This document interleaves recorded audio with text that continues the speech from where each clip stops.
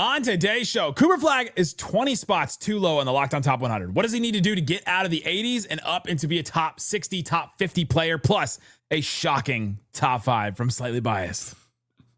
On today's Locked On Mavs. Stop it! Let's go! Stop! The number one pick will go to the Dallas Mavericks. Cooper Flagg will fly in Dallas. Dogs, all of us, all 5. You are Locked On Mavs, your daily Dallas Mavericks podcast. No one's dying. Part of the Locked On Podcast Network. Still can't leave. Your team every day. I want to get a city like that. And welcome. You are Locked On to the Dallas Mavericks, your team every day. My name is Nick Angstadt, covering the Mavs for 10 years. Thanks for being an everydayer, making Locked On Mavs your first listen. This episode is brought to you by Monarch Money. Take control of your finances with Monarch Money. Use the code LOCKEDONNBA at monarchmoney.com. 50% off your first year. And joining me, as always, the post-game prodigy from the great Slightly Biased YouTube channel. What you got for me, Slightly Biased?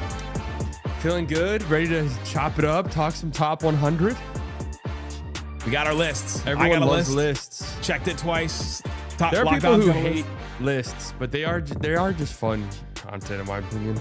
I mean, BuzzFeed made a whole company off of lists. That's true. There's just something about Ranker. a list. It's great. Something good about a list. So we'll go through that. I want to talk about where our biggest differences and our biggest surprises on the list, because there's some in here that we're like, wait, what? Like, how did this player end up there? We're very different, like 20 spots different on some on certain players. And so we'll get at that, like Klay Thompson and some others. But let's start here slightly. Cooper Flagg, we had him in the 60s. You had Cooper Flagg at 66. I had him at 60, and the Locked On Top 100 had him at 80. All the Locked On hosts voted on this and had him at 80. And I think that I do know that a bunch of Locked On hosts decided not to vote for any rookies. Did you have Dylan Harper? I actually had Dylan Harper 99. No, I didn't. And the only reason I didn't have Stephon Castle either, even though I really thought about it, was because I just thought that backcourt could be a little bit too crowded. It's true. With Fox and them too. Like there's a lot of mouths to feed. But I think Harper is going to be really good. So I went predictive route and was like, all right, let's just. Yeah. I really like Harper. I think there'll probably be 2 at least rookies from this class that'll probably end up being around top 100 players. I was trying to figure out who I wanted the second guy to be. The guy I was closest flirting the most with, honestly, was Trey Johnson. He is second for Rookie of the Year odds on FanDuel. Really? Because he's going to have opportunity for sure. Okay, interesting. Yeah. Trey Johnson is an interesting one. I think Jeremiah Fears got a vote for our top 100. And I want to find that host and Definitely Pelicans host. so I want to find that host. I want to find that host and tell Jake Madison what I think about him. But Cooper Flagg is in the 80s. How do you react to that ranking? Because to me, it looks too low. Because you start looking at some of the players, especially like, all right, so Cooper Flagg is 80, right? He's right behind Michael Porter Jr., Drew Holiday, Cam Johnson, Lou Dort, Kobe White. But then you go to 80. It's Naz Reid, Brandon Miller, who's still trying to figure out what he is in the NBA, Josh Giddey, who just got moved by his team because he couldn't play on a playoff team, Herb Jones, one-sided player, Ausar Thompson, kind of a one-sided player, Emmanuel Quickley, I'm not really sure what to think about him yet, DeAndre Hunter. Like, I look at some of these players and I'm like, Cooper Flagg's gonna be better than those guys. And what does he have to do to prove to these Locked On hosts or to whoever else that he deserves to be like a top 60, top 50 player? Well, I think part of the interesting thing is, what is his role even going to be, really? You know, he's already on such a talented roster for a number 1 overall pick. Like, I don't know. You got to go back to the Tim Duncan on the Spurs before you find a number 1 overall pick entering the league. And well, that sounds crazy because I'm implying that the Mavs are going to win a championship. But really, just go back and look at the history of number 1 overall picks. They usually go to terrible teams. Like, that's the lone benefit of being a terrible team, is that you get a chance to get a guy like that. But, I mean, if he just comes out and is who we think he's going to be, he'll be a top 100 player. I mean, I went back and I looked, and you know, there's no perfect catch-all stat for the NBA, right? Especially for rookies. Like, rookies, advanced metrics usually hate them, and you really got to dig a little bit deeper because efficiency is usually rough early on. But I went back and I looked at like the other really hyped prospects and where they finished their respective rookie seasons in terms of estimated plus minus. And you had Wemby, who was 33rd in the league. You had Zion, who was 59th. You had AD, who was 53rd. So those are all the guys that are like, you know, get talked about a lot when you talk about Flagg. Like the most hype prospects since those guys. And if you're interested, Luka was 58th. So typically that's usually around where they hover. Like, if you come in immediately and are a high impact rookie, top 50, top 60 or so player. And then you had Wemby's case where he just came in and was immediately second in defensive player of the year, wasn't he? Yeah. I mean, just impact. Right. So that's about what I expect. If he comes in as who I think he could be, as a, if Flagg is who he projects to be, he'll be a high impact player. Like impact metrics will love him because he'll be great defensively. He'll block shots. He'll get rebounds. He should rack up assists as well. Mm-hmm. So if he's who we think he should be early on, I think top 60 is fair. I don't even think that's like necessarily super high expectations even. Yeah, like this is the type of player you're talking about when we talk about Cooper Flagg. Because I think I saw some comments and some people saying, how are we ranking rookies? Like you guys don't even know what he's going to be. Okay, what if I told you that there was a 6'9" player that can handle the ball, shot 38% from three in college, was one of the best defensive players in the country in college, and can defend multiple positions, can handle the ball, can pass really well, is a student of the game and is maniacal when it comes to competitiveness. And like you'd be like, okay, yeah, that player should be high up on the list, right? Because if he has all those traits all at once, then yeah, and he has the size, and he's going to be put on this team where he's put in a situation where he's going to be able to showcase some of those things. And he's going to have the ball in his hands. I think if he showcases his scoring and shows that he can score on an NBA level, like he showed in that Team USA scrimmage, we talk about that. We talk about that a lot. I reference it a lot, but it was him proving against literal all-stars that he belongs in the league, that he could score against some of the best defenders in the NBA. There's that clip of him hitting a jumper over Anthony Davis, even, right? Like, yeah. And all the players talking about him afterwards, talking about how good he was and how he fit in so well. He's going to learn as it goes. He's just like he's like Taskmaster in Marvel, where he just like learns each thing real quick, and he goes through, learns a new move, goes out, does it. And I just think that throughout the year, his stock is going to rise so much that by the end of the season, we're going to be like, how did we have him in the 80s? Like, what are we talking about? This guy is a fringe all-star by the end of the season. Yeah. I mean, fringe all-star would be, what I worry about is slightly biased. That's a little too biased. I just wonder what his usage will be. I mean, that's kind of it. Cause there's, if he's really good right away and his usage is really high, okay, that's great. Like there's also a con where it's like, if his usage is high, someone's hurt, this guy's hurt, like things aren't going necessarily well. But yeah, I mean, it's not crazy to think a rookie can be a top 60 player. It's pretty historically, I mean, I'm looking through, and again, EPM, whatever, right? Just dismiss it if you want. But just looking at this, there's always usually a couple of rookies that are around the top 100 or so, or inside the top 100. So it's not crazy. If you want to do the how can you rank rookies, then why even do anything? I don't understand. These are all predictive lists. I mean, why even do them? Why get up in the morning? Why make your bed? You're just going to get back into it, right? Like, why even talk about it? Well, we don't know. Like, we'll just not talk about Flagg anymore. Just like, we don't know. Oh, man. I'm going to go on podcast and be like, what do you think about Flagg this year? Don't know. We'll have to wait and see.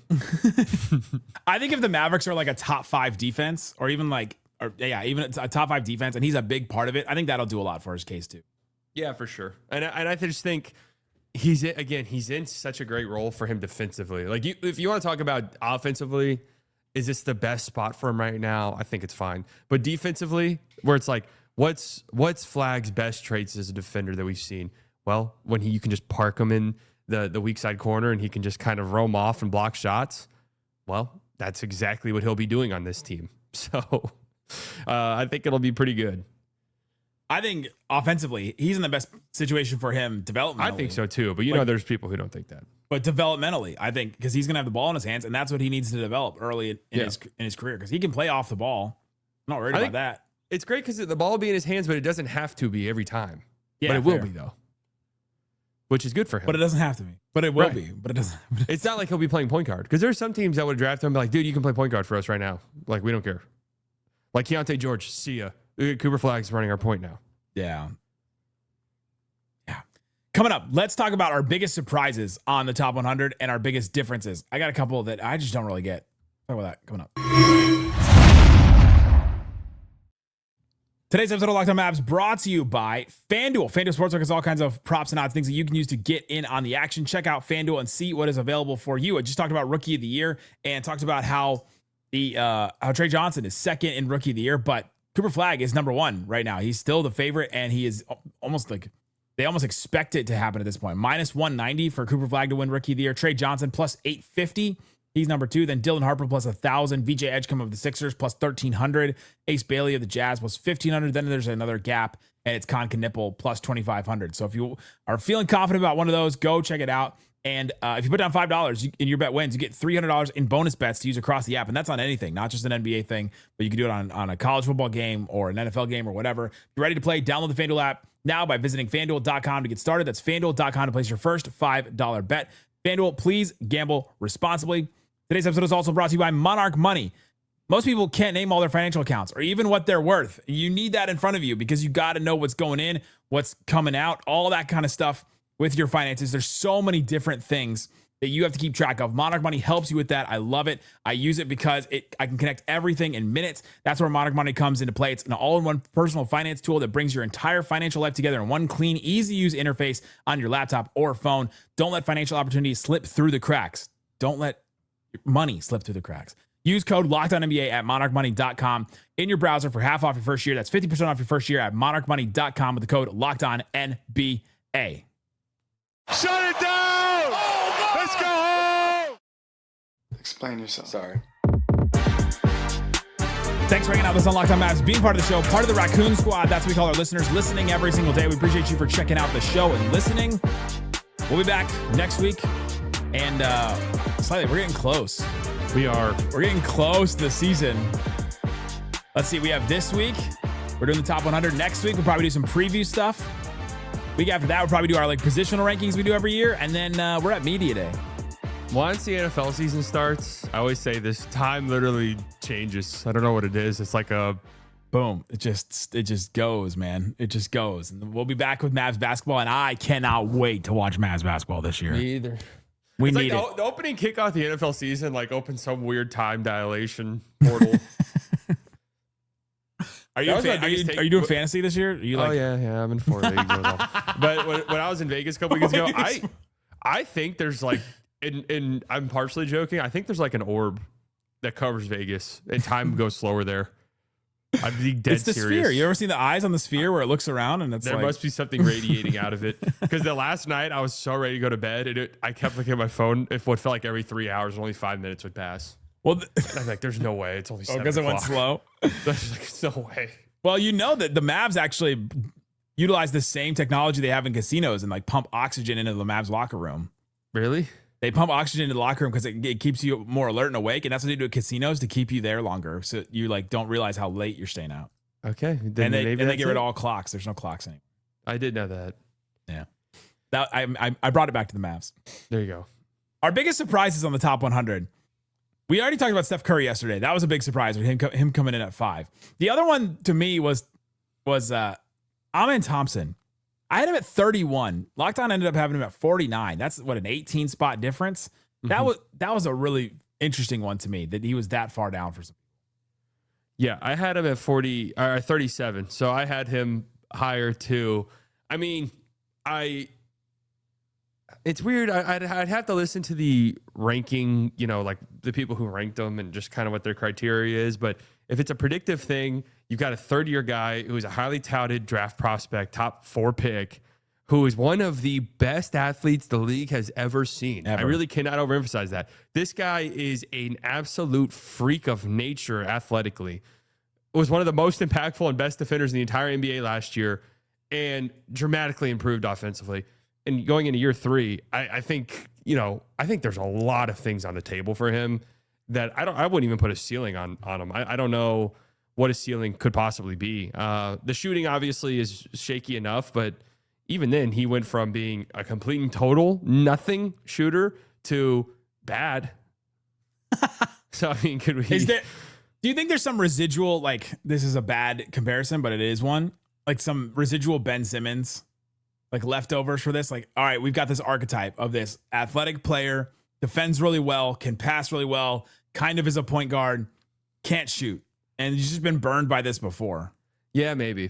And there's probably people who are if you can't shoot threes, I just automatically, especially for someone who needs the ball in your hands, you're automatically getting docked. For me, I get that. But again, he's so good defensively. And Ben Simmons was a great athlete for sure. This guy is just different. he's completely different. Him and his brother are just insane. Their athleticism is unbelievable when you watch it. Could it also be like we last watched him in the playoffs and guys were just like off of him, like 10 feet. Like I still thought he was good. I thought he was good in that series. I did too. I thought he did a lot of great things. I mean, I could get the worries, but yeah, I mean, I'll buy that guy. If you're going to sell any Amin Thompson stock for whatever reason, I will buy all of it. Especially since it's predictive. You start looking at it and you're like, LaMelo Ball's ahead of Amin Thompson. Desmond Bane is ahead of Amin Thompson. Aaron Gordon. Julius Randle. God, there's so many good players in the NBA. Scotty Barnes. There is a lot, but man, like I'd have Amin over a lot of these guys. Yeah, I mean, I'm looking at it. There's none that like jump out to me as egregious on that list, to be honest with you. But I'm just high on him. I mean, that's just really it. Yeah, I think because it's predictive, you go to the next one. What was your biggest surprise? Well, I think my biggest like change and difference was Embiid, but that's not that much of a surprise to me. Yeah. I'm way lower on Jimmy Butler. I have him at 44. I don't. 29 is where he's at in the Ringer rankings, or not Ringer rankings, Locked On rankings. I just can't. I didn't think he was a top 30 player at all last year, and I even thought 44 was me giving him the benefit of the doubt a little tiny bit, to be honest with you. If he's around where I think he is right now, I think that Warriors team's in some serious trouble. Like, it's the same thing I said about Paul George, where it's like, you know, he's 35 years old. I just don't think Jimmy's just gonna magically like turn back the clock. The thing about him is we've seen him just like magically leap out and be good, and that there is some sort of like Jimmy Butler, I don't know what to call it, where like spell where you're just like, oh, but he'll turn it on in the playoffs. Oh, well, he just dogs it in the regular season, you know, like. And then it didn't happen in this playoffs. Yeah, and exactly. For some reason, he's still getting the benefit of the doubt. Because I had him 27, which now looking at it, I'm kind of with you. Like, it's probably too high. Yeah, exactly. That's exactly it. Where, you know, if Steph went out last year, got injured, it's like, all right, Jimmy, time to be the playoff dog. And if he came out, and then I'd be like, okay, yeah, Jimmy's can dog it in the regular season, whatever. But him just like still looking like that really passive Jimmy Butler that we see in the regular season from time to time with no Steph was alarming to me. I mean, in the game, I forgot what game it was. I'm looking at the game logs right now. I think it was game 4. He took 9 shots. Yeah, and you're like, then they needed him. Like you needed him to take 20 shots in that game. And to be fair, the game before he did take 26 and scored 32. So, but still, on average, it averaged out. Yeah, it did average out. But yeah, man, I don't know. He's 35. That's just it. He's old. But now we also have the LeBron insane. Steph Curry was top 5 on the Ringers list. Kevin Durant is top 10, or not on the Ringers list. I did it too. The Locked On list. Those guys are all better than Jimmy, though. For sure, but I'm just saying that the age number is becoming less and less of a factor because we're watching these anomalies in front of us. Just baffle Father Time. Well, the thing is like the moment if you're that age and the moment you show me some type of weakness, I'm out. I don't think you'll come back to it. I think that's usually what it is. And LeBron has just been so steady that even his like decline, because he has obviously declined as a player, hasn't been uber noticeable. You know? Where did you have LeBron? I had LeBron 13th. But I have him in the tier from like 7 to 13, where wherever you want to put LeBron, I won't argue with you. I had him at 11. Yeah. But I'm with you. It's like that. It is like that Steph Curry, Durant, AD, LeBron, Brunson, Donovan Mitchell, and probably Cade Cunningham. Like that group of 8 to 14 to me is just like wherever. Wow. Okay. I didn't realize I had Paolo this high. I have him 14th. I have him 17, so not far off of you. I'm a big Paolo guy. And I think Tyrese Halliburton would probably be in that list if he wasn't hurt. Absolutely. Probably. I had him 16. Maybe I should have him a little higher if we're not really considering injuries in this one, but yes, I didn't put him in mine just because he won't be playing this year. Coming up, my biggest miss and Slightly's biggest miss. We'll talk about that more coming up.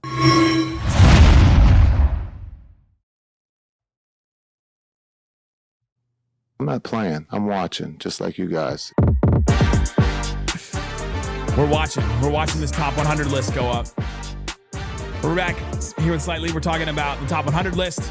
My biggest miss I think it was probably Trey Murphy. I don't know what to do with Trey Murphy. I don't either. I had him at 71 going through it, and the Locked On list had him at 56. So I have him at 65. So 56. I'm closer to you than the list. They had him ahead of Jared Allen, Mikal Bridges, Norm Powell, Dyson Daniels, Denny Avdia, Brandon Ingram, Zach LaVine. Going through these names, it doesn't sound as egregious. So But you want to know? But for Trey Murphy, like, I don't know, he hasn't even really stepped up as like a guaranteed, like, you got to start him on the Pelicans. You know what I mean? Like, So I think part of the Trey Murphy dilemma is he was this guy for a tiny bit, played on the Pelicans. Like, who's really watching the Pelicans? That if you really wanted to flex some ball knowledge, you could be like, hey, that Trey Murphy guy's good. Wasn't even starting This is a Russillo games. All-Star. This is a Ryan Russillo All-Star is Trey Murphy. Yep. Hey, he shoots from 33 feet. He's 6'10" or whatever he is. I came away more impressed with some of the defensive stuff, honestly. Yeah, exactly. I was more impressed with the shots he didn't make. But no, I agree with you. Where it's like, I do think Trey Murphy's getting a little overrated, but I still think he's really good because, I mean, that size and that shooting ability is very impactful for teams. But I don't think he's like a tremendous defensive player. I don't think he's a great one-on-one creator. So then I'm just looking around and I'm like, what? Like, shouldn't he be around where I have Cam Johnson or MPJ? What am I ranking? He played 53 games last year, 57 the year before that, on a Pelicans team that was not good. So, okay, Right? here's an 21 and interesting 61. Yeah, I mean, that was just a cursed team. But if you're putting up numbers on a team that's bad, I'm less impressed by the numbers you're putting up. That's fair. Here was an exact one that I thought about. Brandon Miller. I have Brandon Miller 59. So I have him higher. Whoa. Well, I love Brandon. I thought rookie year Brandon Miller was really special. And I thought we were watching someone who looked like they could blossom into one of the league's premier scorers. And then last year, I don't know how many games he played off the top of my head. It's like 30. He barely played. But in the tiny flashes, and admittedly didn't watch too many Hornets games, but the tiny glimpses I did see of him, his playmaking, I thought, was noticeably better as well. And so if he continues that trend, I mean, he's 22 years old. He continues that trend, I think he's somebody that we look back on and be like, oh, yeah, like, duh, Brandon Miller, of course. Like, he had a great rookie year, was hurt year 2. Like, yeah, of course he was going to have a massive year 3. Oh, you had him 56? I had Brandon Miller 59. 59. Yeah, I'm high on him. He came in 82. I didn't rank him. Yeah, I think considering how much time he missed last year, you know, I added him late because I didn't even have him on the list because then I forgot about him. Yeah, And then we played same with 27 LaMelo. games last year. Yeah. So then I literally thought, would I have Trey Murphy or Brandon Miller? And I was like, well, Brandon Miller, I think. Interesting. What was your biggest miss? So, like, when you say biggest miss, what do you mean? Like, you look at it and you're like, oh, I have that guy way too low. Well, I just finished my list like 2 hours ago, so I don't have any guy where I'm like, oh, I probably messed up that one. I guess one of mine is, it's not like super low. It's not like that much lower, but I do have Dyson Daniels at 70 instead of 60. Maybe I'm just not like super. I mean, that's really not that big of a difference. As I say, the 10 spots in the top 100 really is not, especially when you get to that range, as egregious as you think. The one for me, I talked about this with Danny Cunningham, Locked On Cavs on Locked On NBA the other day. I had Darius Garland at 38. Like, I had this group of Fox, Garland, Murray, Maxey, even Damian Lillard. Like, I literally had those 5 in a row. I just like threw them at 37 to 41. That's funny. Outside of Dame, who I didn't rank, I have all of those guys and Kyrie in the same clump. I think Kyrie's the best out of all those guys, but the injury obviously factored in. I had Darius Garland the best out of all of them, though. Yeah, I had Fox one spot ahead of him. But I had John Morant like 25, and I had Trae Young 30, and Devin Booker 23, Kyrie 24. Like, I just felt like those guys are just a step above all those other guys. And the Darius Garland defense in the playoffs thing, like, I know he had a foot injury, and that's what Danny said. He's like, he had a foot injury, and like, we just can't really, you can't take that. That can't be your only evaluation point. And I was just thinking, I don't know. I don't think that's a top 25 player or like top 30 player to me. I've always had a very weird thing with Darius Garland. I've always loved him. I love the way he plays. I think he's so fun to watch. You could say this about a couple guys on the Cavs. It gets to a point in the playoffs where it's hard to ignore some of the stuff we've seen. You know, the same thing about Jared Allen. I guess, okay, my big ones that I'm looking at, I'm like, wow, like I feel like I could be an idiot here. I am lower on Jaylen Brown. I have him 31.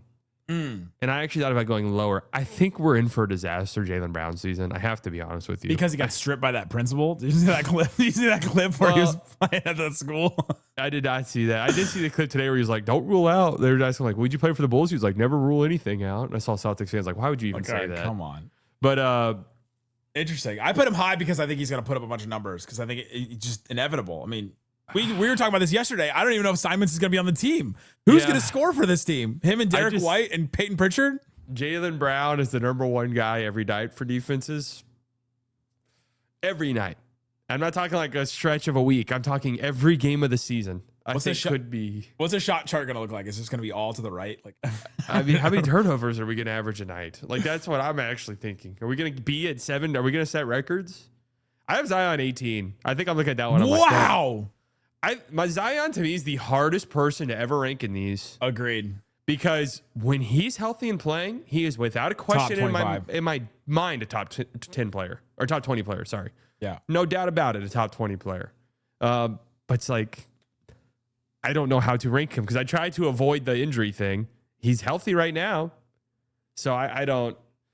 Him, Kawhi, Embiid are all in the same little clump where it's like, I don't know where you can rate these guys. I put Zion 50. He ended up being 47 on the locked on list. And I think that's totally fair. But then I'm like, well, if I'm ranking guys based off of, well, if he's playing, he has to be in the top 20 for me. Should we talk our top 5? Because that's top 5 is what people want to hear. People want to hear where you have the Don. Oh, yeah. We haven't even done that. We haven't even done that yet. Okay. I did this on Monday. I talked about this, but I have Jokic, SGA, Luka at 3, Giannis at 4. I honestly think SGA, Luka, Giannis can go in any order, but that top 4 is there's not even another. You can't argue that there should be any 4. Yeah, there's not even an argument for anyone else. I have Wemby at 5. He would be the other one where if he just takes off and is an MVP this year. Yeah, but I don't know if that's even possible. But he would be the next one for me. But so where'd your top 5 end up? Jokic number 1 for me still. He was unanimous on the locked on. Yeah, I mean, I did flirt with. I have Giannis 2. When I flirted with the idea of Giannis 1, I think we have a special Giannis season brewing. I really do. I don't want to take away too much from Eurobasket. He's looked incredible, and he's just quietly over the years built up this mid-range jumper. Then it's been automatic in this tournament. To the point where it's like, is this like a real thing now? Where Giannis is just going to have this at his disposal? And then I have Luka 3 and Shea 4. Wow, dropping Shea. Well, all 4 of these guys are incredible. All 4 of these guys could win MVP. All 4 of these guys could win a ring and Finals MVP. Like it sucks ranking them because it's like I had Shea. Like if we were just going based off last year, I would say Shea was the second best player in the league behind Jokic pretty comfortably. Yep, and I don't even know if Luka was top 5. I'm just being honest with you. I don't know if he was top 5. But I've seen this post men's health. Yeah, true. We are post men's health. I see this narrative. It's like Luka's been the best player in the league for the last 2 years. It's like Luka was there's not even an argument for him being the best player in the league. 2 years ago, the finals run year when we were 2 years ago, absolutely. I'd agree with you. He was the best player in the league that year. Last year, there's not even an argument to be made. No. But if he's healthy, yeah, he'll be right back in this mix. And then I put Ant at 5. You love Ant. I had Ant at 7. I love him. I just do. I love him.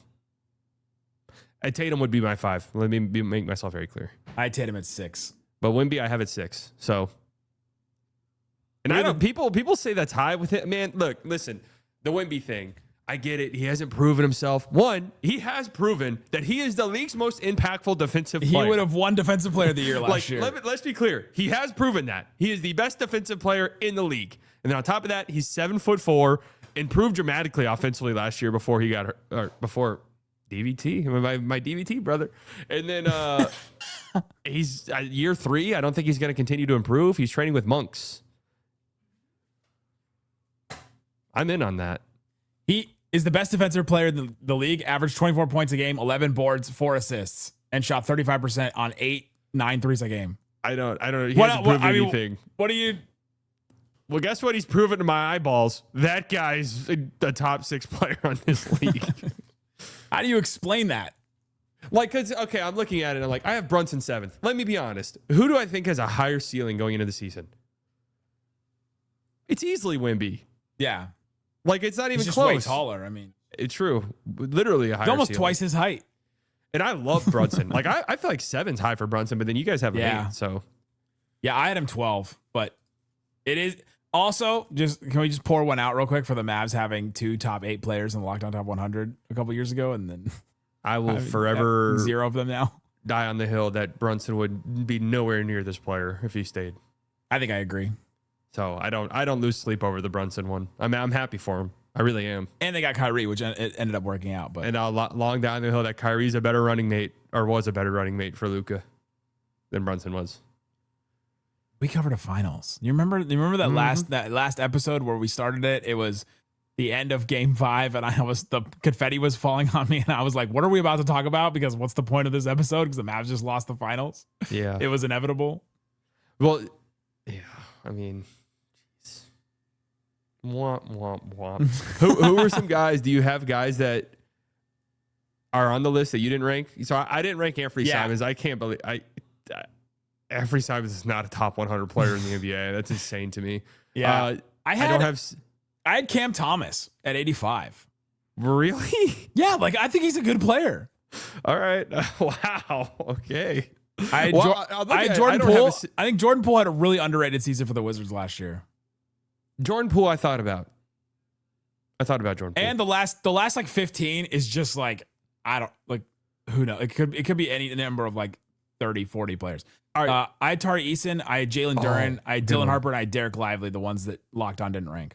I literally took Tari Eason out as my last one out. I went, the guys I don't have ranked, the guys I have that aren't on the list, Cason Wallace, Gafford, Alex Sarr, Wiggins, I still think is... Andrew Wiggins? I still think, yes, Andrew Wiggins.